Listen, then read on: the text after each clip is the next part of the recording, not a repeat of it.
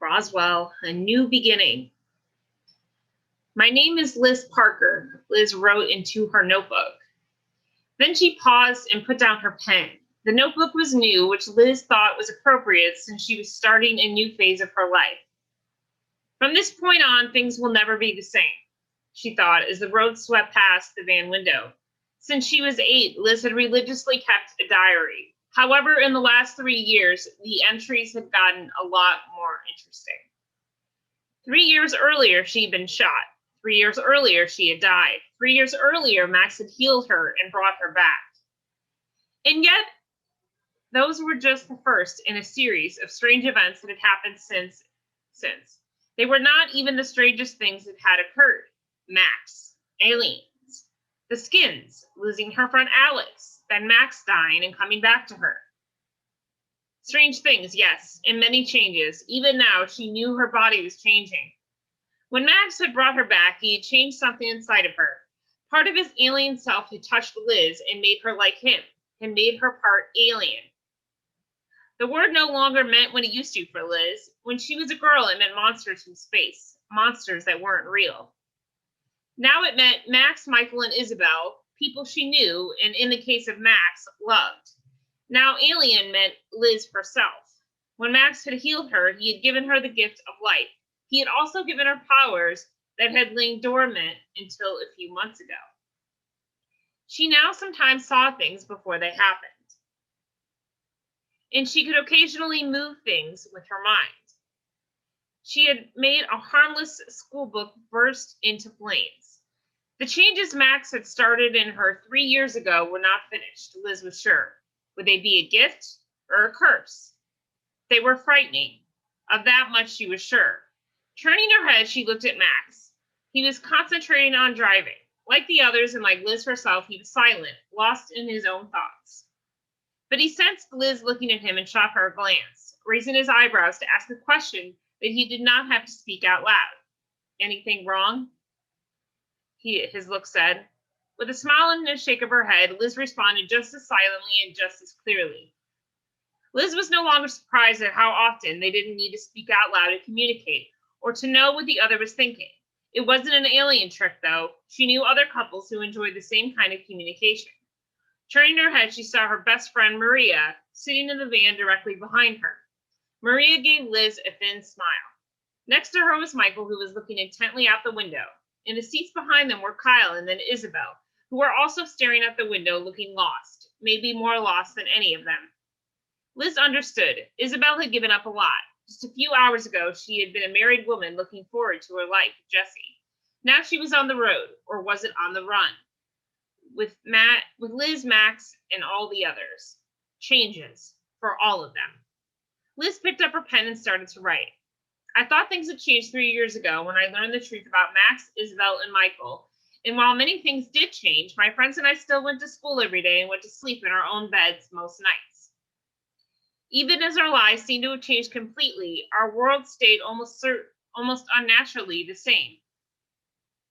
I was still Liz Parker, good daughter, good student, and good girl. I was going to do well in high school, win a science fair or two, and go to a good college, Northwestern, then on to a good career. Now, on the night of my high school graduation, I am in a van, just going. Not even Max was a plan or a destination this time. Everything I thought might happen to me, and every plan I ever made, just disappeared. Yes, this is the biggest change of our lives. This time, not only our perceptions will be different, but our whole world. Liz put down the pen.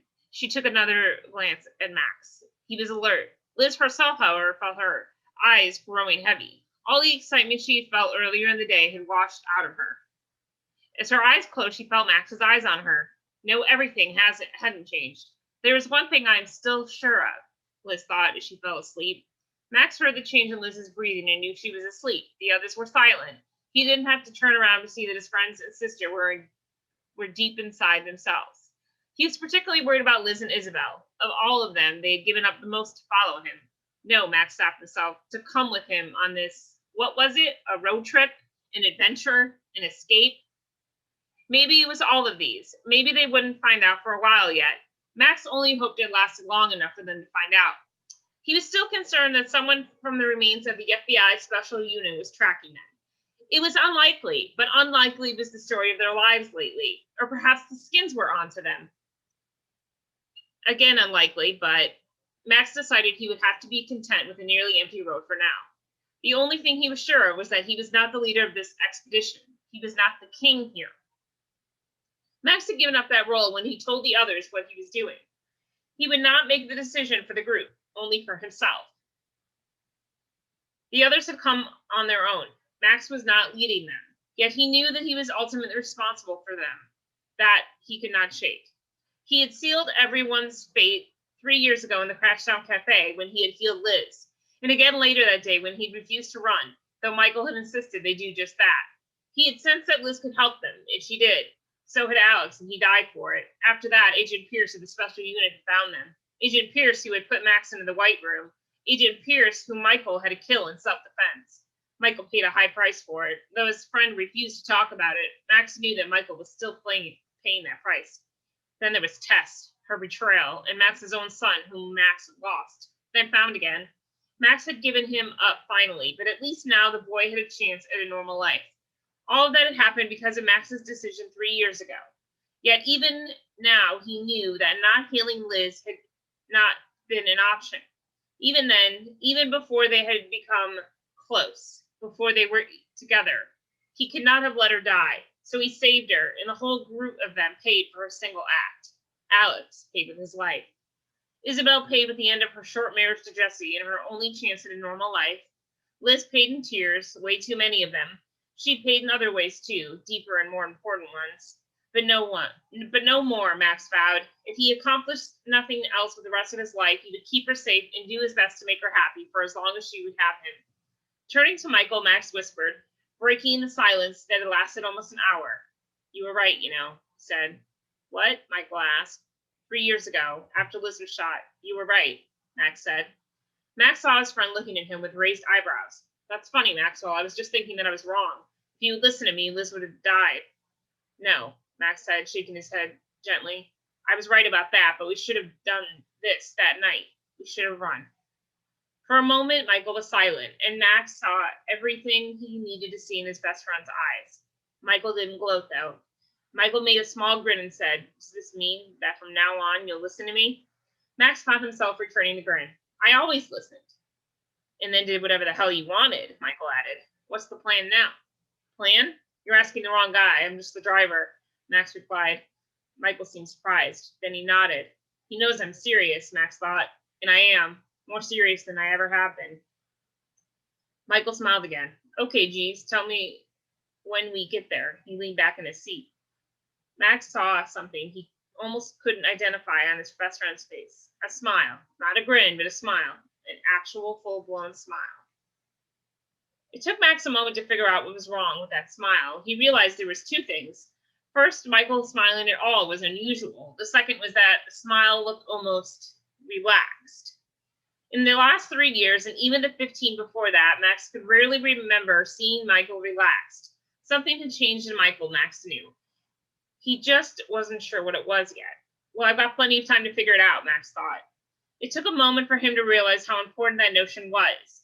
In the past, he had jumped on every mystery or question as if his life and the lives of others had depended on it.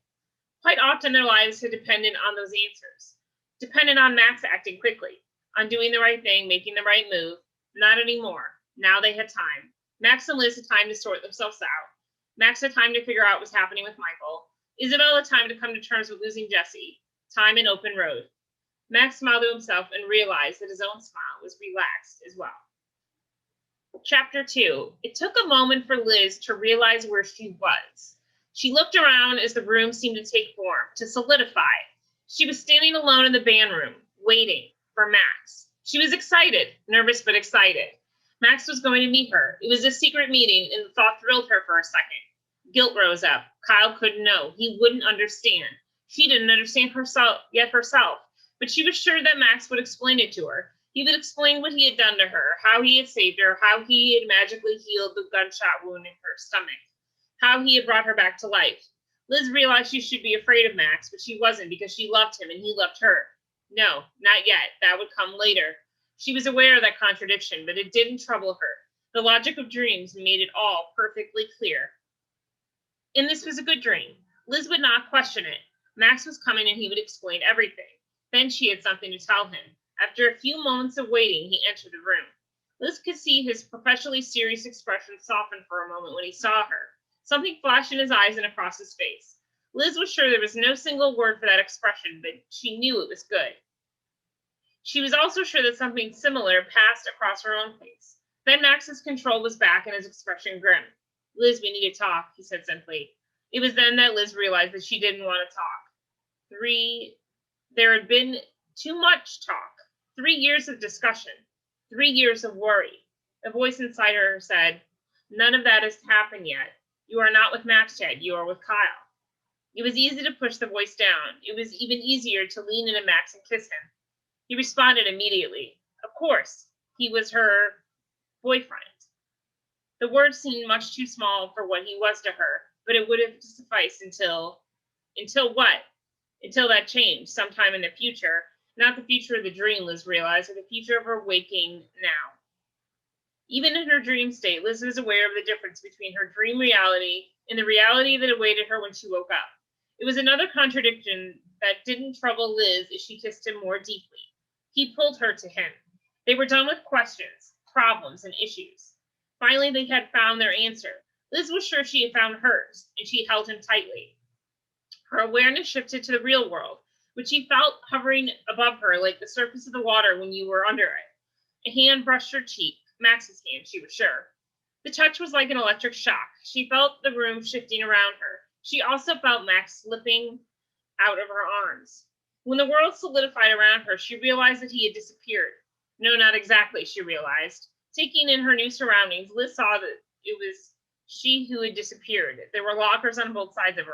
I'm in the hallway of school, she thought. Immediately, Liz realized that she didn't want to be here. Something was wrong with this place. Liz started to run, trying to find her way back to the band room, which she sensed Max was waiting for her.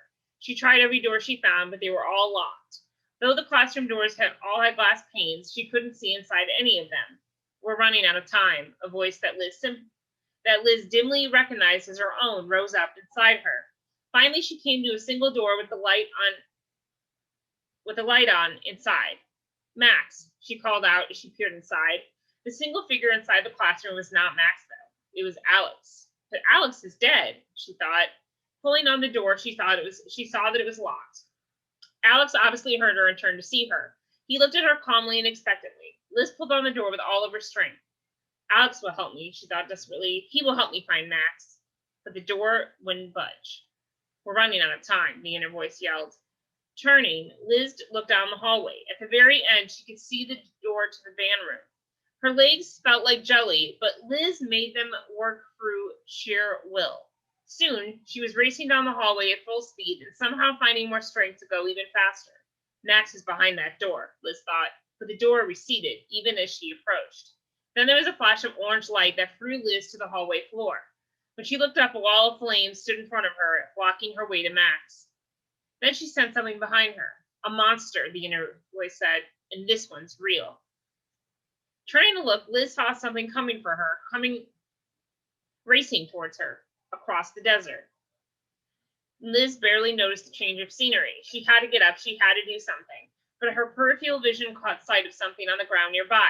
It was Max. He was holding someone, Michael, who was lying on the ground. Michael was hurt, she could see. No, not hurt, the inner voice said. Max put Michael gently to the ground. As he did, he moaned. It was a terrible sound that told her without a doubt that Michael was much more than hurt. It was then that Liz saw another figure beyond and partially beyond Michael. Though Max was mostly blocking the figure and it was not completely intact, Liz was certain that it was Isabel, and that she was also much more than hurt. Max got to his feet. He was wobbly, unsteady. He turned slowly to look at her, and the sight of her seemed to steady him, to give him strength. He gestured vaguely to Michael and Isabel, and she nodded that she understood. Somehow she found her voice. It's coming, Max, she said, pointing behind him from where the thing, whatever it was coming. You have to get out of the way. Then Liz realized there was something odd about Max. Liz, you look different, he said, speaking her own thought about him out loud. He was different. He wasn't the Max who waited for her back in the van room. He wasn't even the Max who was sitting beside her in the van up above the waterline of her dream. This Max had not happened yet and would not happen for almost 15 years. Nevertheless, he had come to visit her. She and Maria had called him Future Max. He had come to warn her once. Now it was her turn. Max, behind you, she shouted. He held his eyes on her for a moment. She saw all the pain and grief in his eyes and something else, something just for her. Then she could see that he was determined. He would fight for her. He would give everything for her. It won't be enough, the voice inside her said. Darkness was racing towards Max as he steeled himself and lifted his right hand. Liz didn't need her newfound ability to see the future to know what would happen next. She felt it, from someplace older and deeper than the source of her new powers. No, Liz screamed.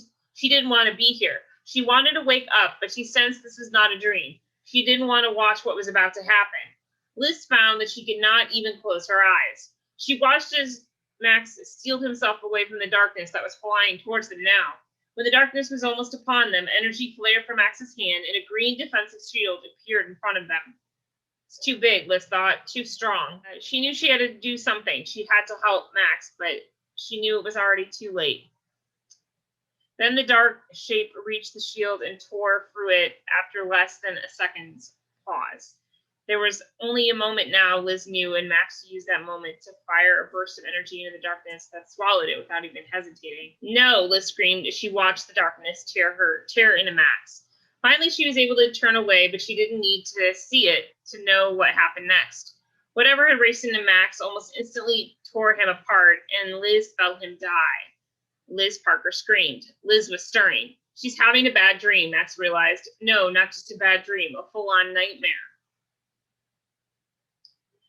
As she tossed in her seat, Max considered waking her. He couldn't remember if it was better to let someone who was having a nightmare sleep or to wake them up.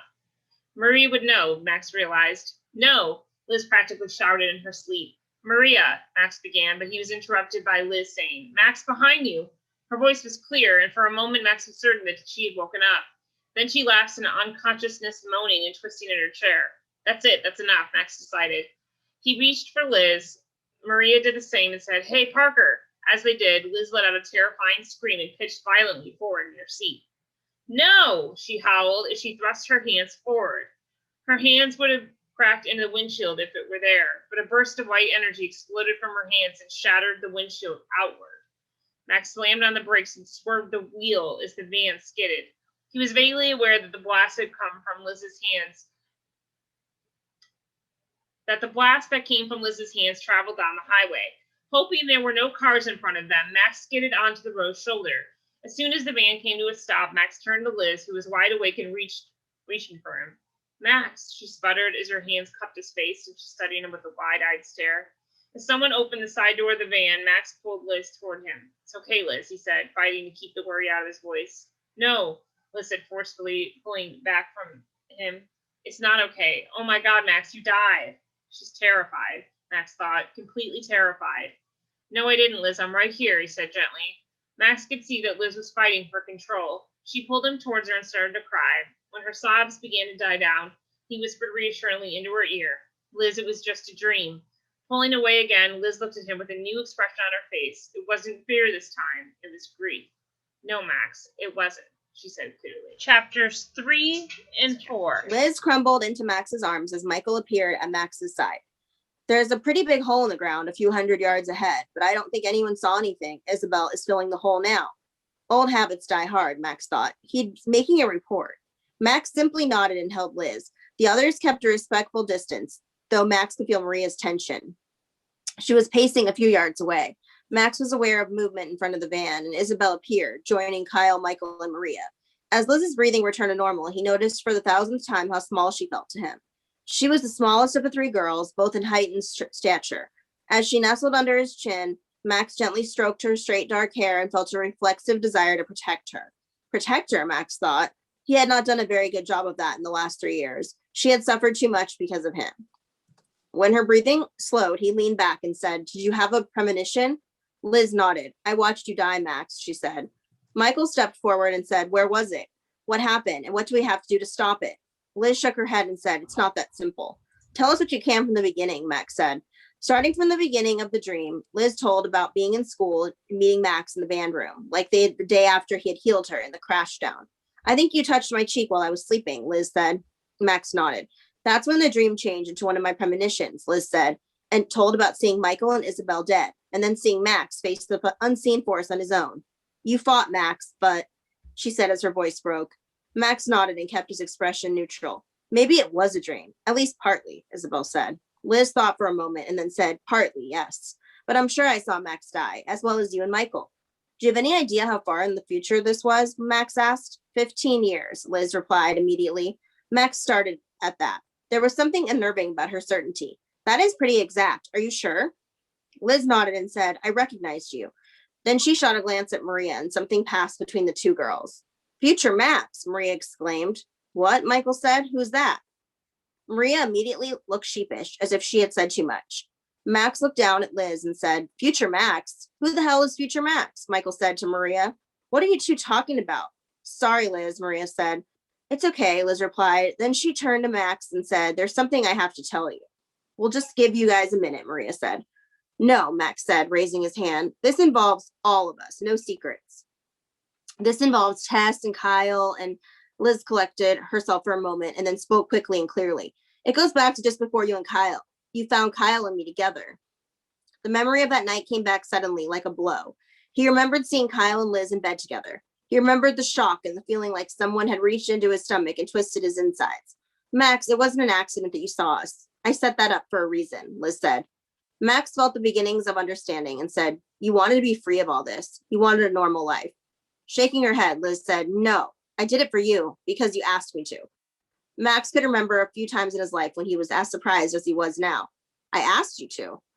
The night before you came to visit me, but not you exactly. It was you from the future, 15 years in the future, Liz said. How? Max asked, finding things making less and less sense.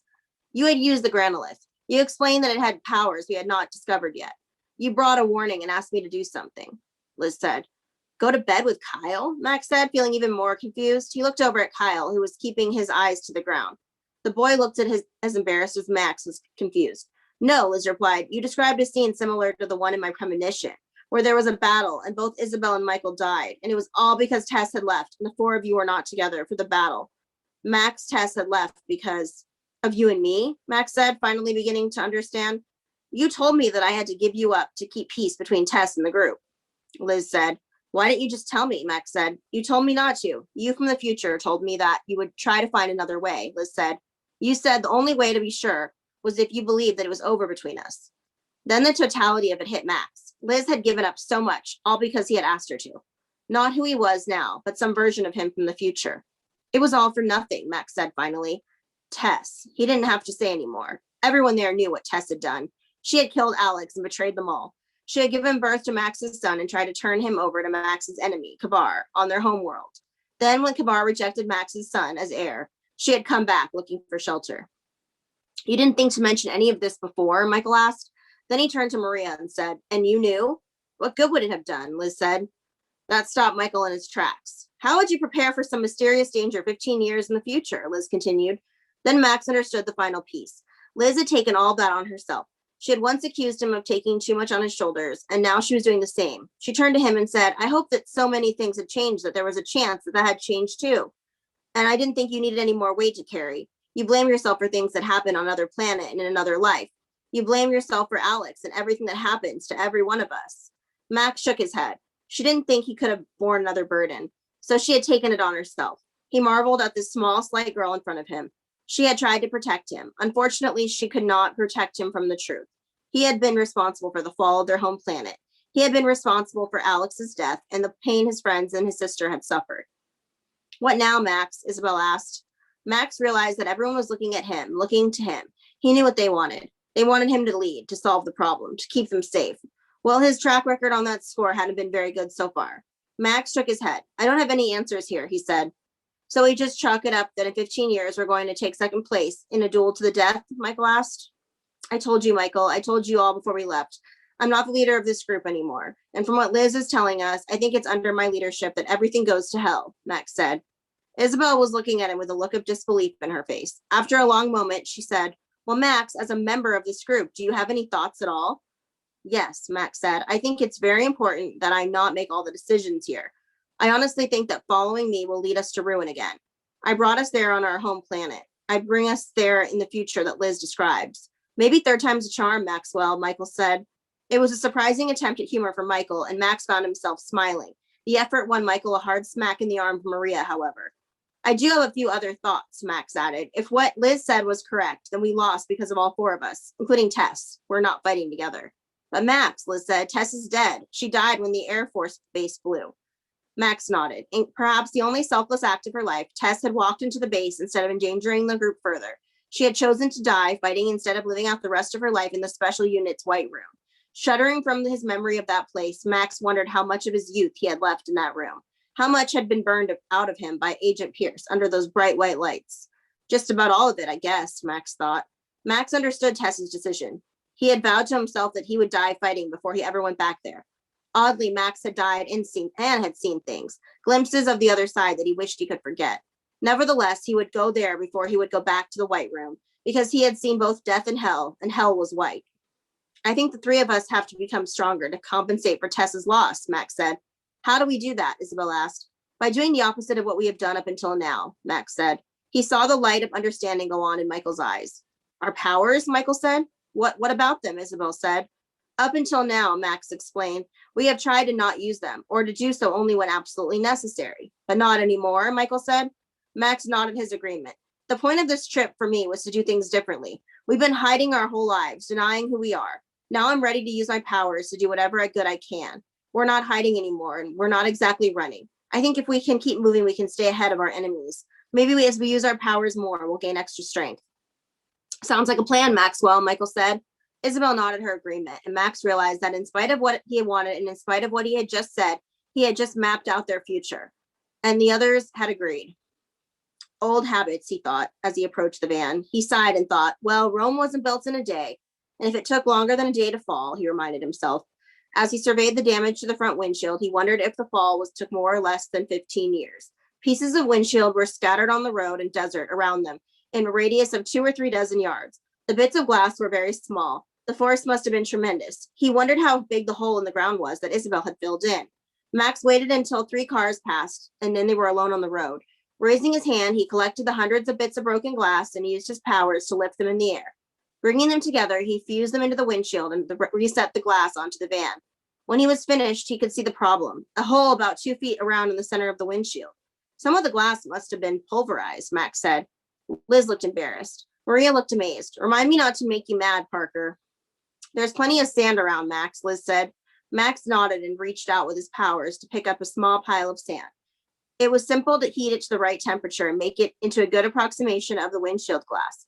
Then he fused the new piece into the hole. When he was finished, he smoothed over the whole piece of glass and saw that it would do.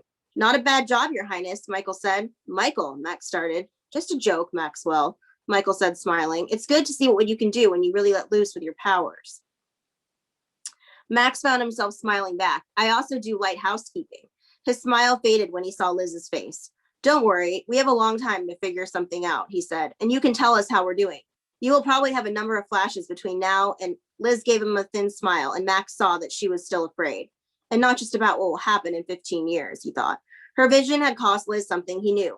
The prospect of more like it was not comforting to her.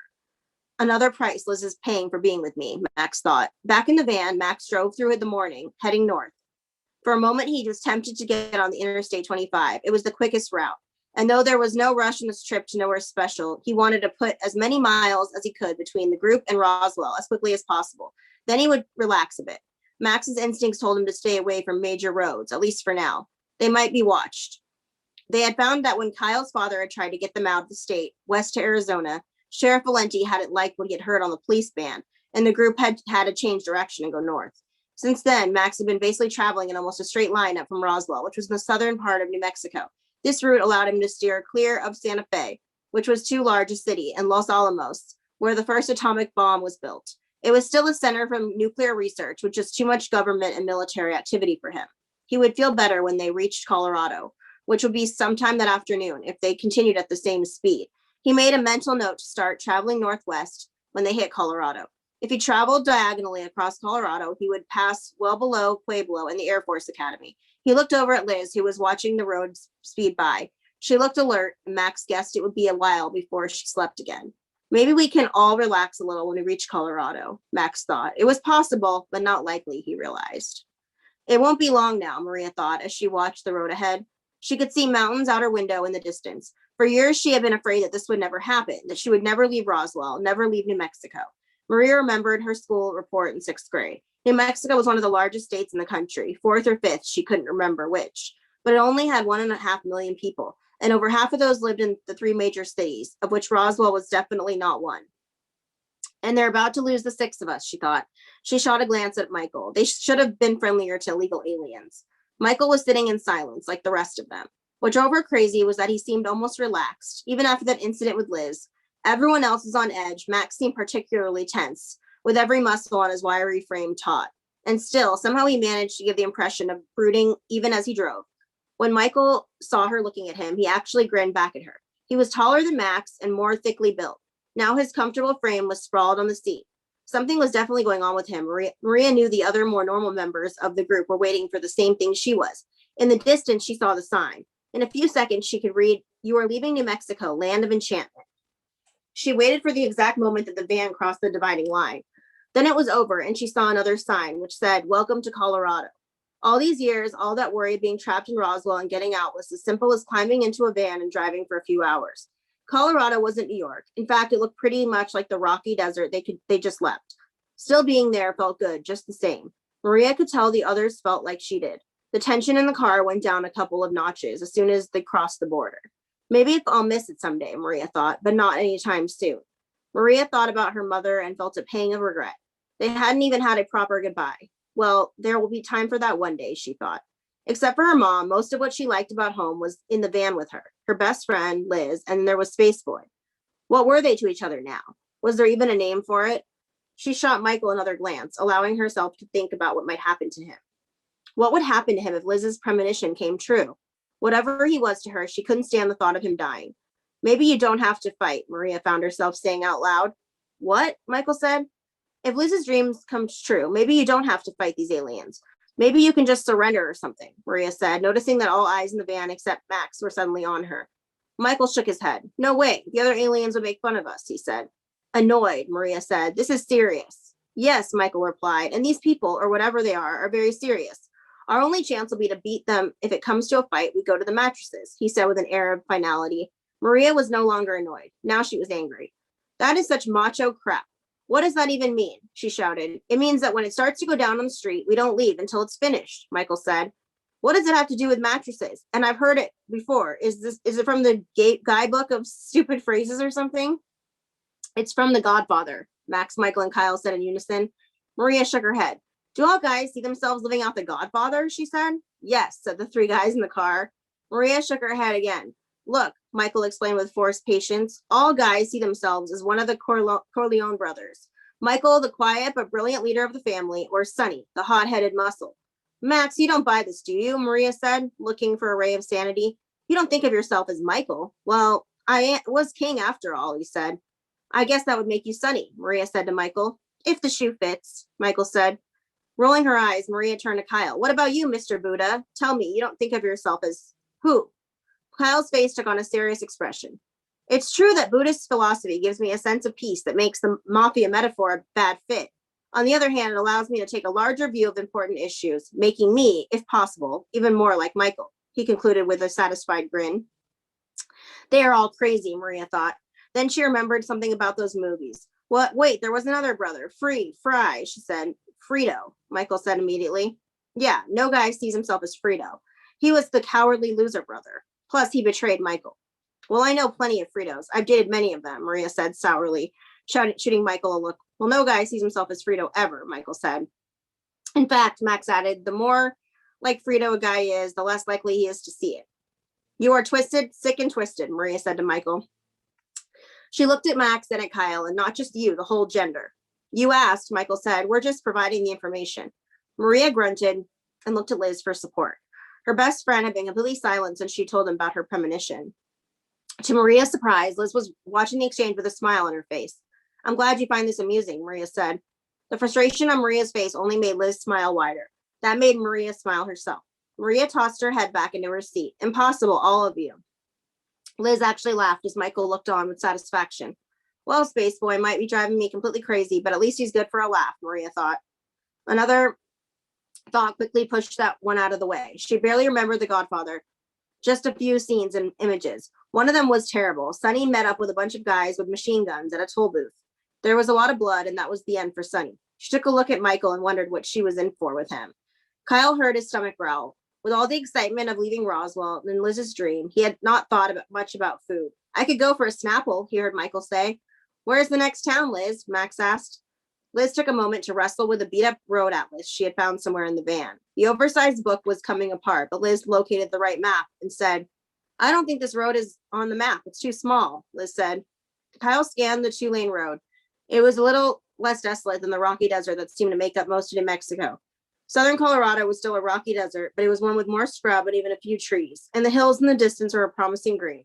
There has to be a town eventually, Kyle said, though they hadn't passed one for miles, and he could not see one up ahead on the twisting road they were traveling. Suddenly there was a snap from somewhere in the front, and the van shuddered. Immediately it began to slow down. Something's wrong, Max said. The car was coasting now and losing speed quickly. He guided it to the road's shoulder, though shoulder was a kind term for the dusty earth next to the road. A moment later, they had come to a stop. Out of gas, Maxwell? Michael asked. Not according to the gauge, Max said. We should have over a quarter of a tank. I think something went under the hood, Kyle said. I heard a pop. Max nodded and said, I'll take care of it, as he got out of the van. Going to stretch my legs, Maria said. Michael followed her out of the car, and then Kyle did himself. He turned his back to see Isabel coming. He instinctively reached out a hand to take her arm and help her out. She tensed at his touch, and Kyle immediately self-conscious. He realized he could not remember Isabel speaking for hours since they had left. A look at her face told him why. Isabel was always so controlled. It was strange to see her look fragile. Her eyes were red, not from crying. Kyle knew it from keeping herself from doing it.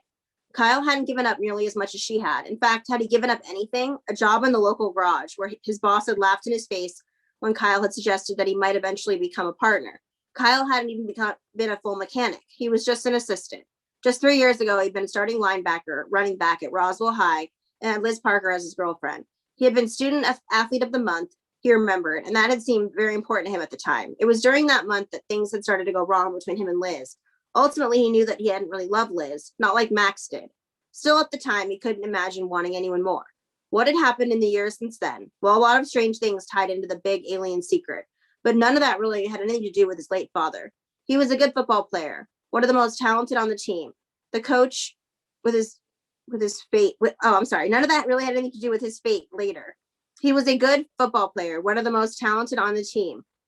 The coach had given him both offensive and defensive positions to keep him on the field more. He had led his division in sacks 2 years in a row, but had been a small division. And in the end, no one was beating down his door to give him a scholarship. He was just not tall enough for college ball. He had also been on the basketball team and the baseball team, and he was good at each game for Roswell. Yet, none of those sports would give him any kind of future, he knew. When the opportunity came to leave Roswell, he had jumped at it. He couldn't face spending the rest of his life in the garage, and he didn't belong in the sheriff's office like his dad and his grandfather did. He knew. So he was in an ancient Volkswagen van with his friends in the middle of nowhere. And this was the best prospect I had, he thought, with a smile. But back when he was still on the team and still cared about football, he thought he could never be closer to anyone than he was to the guys on the team. A lot had changed since then. Taking a glance at his friends, he had decided this wasn't such a bad deal after all. By now, Max had the hood of the van open and was looking inside. Michael looked up and down the road to confirm that. There were no cars approaching and said, all clear, let her rip. Max nodded and raised his hand, which was now glowing with green energy. He put his hand on the engine, concentrating hard for a few seconds. Try it, he said to Liz, who was in the driver's seat now. She turned the key, the engine clicked, but refused to start. Max was immediately by her side. Did you give it gas? He asked. She nodded. Let me try, he said as Liz moved over. Max turned the key, still nothing but a click. I'll fix it, Isabel offered, taking position in front of the open hood. Raising her hand, she used her powers in the engine, then nodded to Max. This time there was a loud snap, then the familiar clicking sound. Max jumped out of the car and tried again. Nothing. Michael weighed in. Then Max and Isabel tried together. Michael was shaking his head. Wow, once unleashed, our alien powers are truly staggering. Kyle couldn't watch anymore and walked over to the front of the van, where Max, Michael, and Isabel were staring at the uncooperative engine. Let me try, Kyle said. His three friends looked at him in surprise. Liz came around front and said, have you been feeling any powers? Why didn't you say something? Max said. Kyle gave an apologetic shrug and said, well, I wasn't ready to talk about it, but I've been an auto mechanic for the last 2 years. For a minute, his friends looked at him in confusion. Then Max gave him an embarrassed smile. Of course. Sorry, Kyle, Max said as the others laughed. Leaning down into the engine compartment, Kyle found himself laughing too. Stand back. My auto mechanic powers are pretty incredible, he said. Taking a quick look, Kyle shook his head. The 1960s VW van was a classic. It represented a whole generation of youth and idealism. It was also old. Where did Jesse get this thing? He asked, turning to Isabel, whose only response was a scowl. Fair enough. I deserve that, he thought. Checking the back of the van, he found a broken wrench and a screwdriver. We'll need some more tools if we're going to keep the van, he said to Max, who nodded. Worse than I thought, Kyle looked at as he looked over the engine. 20 minutes later, he looked up and said, well, there's good news and bad news. Good news first, please, Maria said. The good news is we've just witnessed a miracle. The van is going to make it to Colorado, he said. Well, what's wrong with it? Max asked. How much time have we got? Kyle replied. Then before Max could reply, he said, well, just about all of the belts and hoses need to be replaced. I figure you could spruce them up with your powers. However, 2 of the pistons aren't working. Now that could be a tune-up, but I would need a shop to be sure. I also have a bad feeling about the starter. And finally, the thing that stopped us cold is the timing chain. It's busted. How bad is that? Michael said. On a foreign car, this old, out in the middle of nowhere? Pretty bad. Even if we could find the part, I would need a full shop and a few hours to put it in. He said, but now that you know what it is, can't we just zap it? Maria said. In case you haven't noticed, we've been driving all night and day. I'm hungry and tired. I don't think it's going to be that simple, Max said. Compared with putting a windshield back together, this should be easy, Maria said. But they know what a windshield looks like, Kyle said. To rearrange molecules of something, we have to be able to see it in our minds or have a sense of how it works. I think I was engineered with an intuitive sense about how the body works, which is why I can heal people, Max said. Unfortunately, an old car is more complicated than a piece of glass, Kyle said. How long would it take for you to teach me and everything I needed to know to understand all the repairs? Max asked. More time than we have today, and I won't know everything that's wrong until I take some stuff apart. I think we're going to have to get the van towed, Kyle said. The others looked at Max, who thought for a moment and nodded his head. Okay, he said. Isabel and Michael nodded their agreement. For all of Max's protests about not wanting to be in charge, he was still making decisions, and the others were still looking to him. Well, great, Maria said. We're still in the middle of nowhere. She reached into her purse to take out her cell phone. Who knows how long it will take for someone to get out here? No, Max said firmly as Michael quickly took the cell phone from Maria. Hey, she said, grabbing for it as Michael kept it out of reach. Maria, we can't use the cell phone, Liz said. What? She exclaimed. They could track us, Max said calmly. Who? She said. Take your pick, Michael said. The various bad guys we're trying to avoid. My money will be on our personal favorite, the special unit. So what are we supposed to do? Just wait around in the middle of nowhere for someone to drive by? Well, I have news for you. It's been a long time since we've seen a car, Maria said. We could be here for a while. Before anyone could respond, a pickup truck appeared in the distance. All heads turned to watch it approach in the direction they themselves had come. Or not, Michael said. Maria squinted at him but didn't say anything. Max leaned into the road and waved as the truck got closer. The pickup slowed and came to a stop on the side of the road just ahead of them. The group moved closer with Max in the lead. There was a single middle-aged man inside. He leaned over and rolled down the passenger side window as he gave the group in the van an appraising look. Trouble with your van, he said. It was a statement, not a question, and his expression was neutral. Yes, Max said. Lucky for you, I came by. We don't see a lot of traffic out here, the man said. We noticed, Max said. How far is the nearest town? Stonewall is about 5 miles, the man replied, pointing up ahead. Max gestured to the back of the pickup and said, we would appreciate a ride. No, the man said simply. Kyle understood. The man was alone and there were 6 strangers. I don't know you kids, but I will send Gomer back with a tow truck, though. Thanks, Max said, and the man sped away. Well, thank goodness for Gomer, Kyle said, smiling. The others laughed. How long do you think, Kyle, for the repairs? Max said. Depends on how long it takes to get the parts. A 1966 VW van timing chain, he said. The actual repairs I could do myself maybe a day. The question is, can we afford to have them all done now? How much cash do we have anyway? Cash, Max said. Yeah, I'm assuming that using the ATM is out, Kyle said. Uh-oh, Liz said. Together, everyone started to reach into his or her various pockets and purses. A moment later, they had pooled their resources and Liz had begun counting. $68.40, she said. And we'll need gas once we get going, Kyle said. Michael took a quick inventory of their sour faces. Don't forget, he said as he reached down to pick up a medium-sized rock. Handing the rock to Max, he said, Power's unleashed, Maxwell. How about whipping up some gold? Gold, Liz said. How are you going to sell that without attracting attention? A small-town jewelry store, even a pawn shop, shouldn't ask too many questions, Michael said. Besides, getting stuck in this small town with no money will attract attention too. Max cupped the rock in his hands, which began to glow a familiar red. A moment later, he opened his hands to reveal 2 small bars of shiny gold. Just a couple of ounces, Max said. It's plenty. You can always make more, Michael said. We'll eat well tonight and keep sleep in decent beds. As soon as Gomer gets here, Isabel said. 20 minutes later, they saw a tow truck approach from the direction of Stonewall. The tow truck backed up to the van, and a tall, beefy guy who needed a shave jumped out. Kyle guessed he was in his early 20s. Gomer, Max said, approaching. Trouble with your van? Gomer said, his face serious. Yeah, Max said. It's old, Gomer said. Max nodded to that. Pulling on the tow truck's rig, Gomer quickly hooked the van to it. We'll get you fixed up. My boss has one of these out back, a junker, Gomer said. Kyle was immediately relieved. If the garage owner had a part, so could strip what he needed from the other van. Leaning over to Isabel, he said, about time we caught a break. That'll be $50, Gomer said. But you haven't even taken it anywhere yet, Michael said, unable to keep the annoyance out of his voice. Gomer stopped and stared at Michael for a long moment. Then he turned to Max and said, in advance, I don't know you folks. Shrugging, Max nodded and Liz counted out $50. Then she handed it to Gomer. Turning from the van, Kyle said, let's get us in before you raise it. No, Gomer said, stopping Kyle short. I can't have you in the van during a tow. It's against the law and it voids our insurance. Isabel stepped forward. When she spoke, she sounded firm, assured, more like herself. You can't leave us all out here 5 miles from town. Giving her an appraising glance, Gomer said, I wouldn't do that. Then he gestured to the girls. You three can ride with me in the truck. No way, Liz said. Go ahead, Liz, Max said. We'll catch up.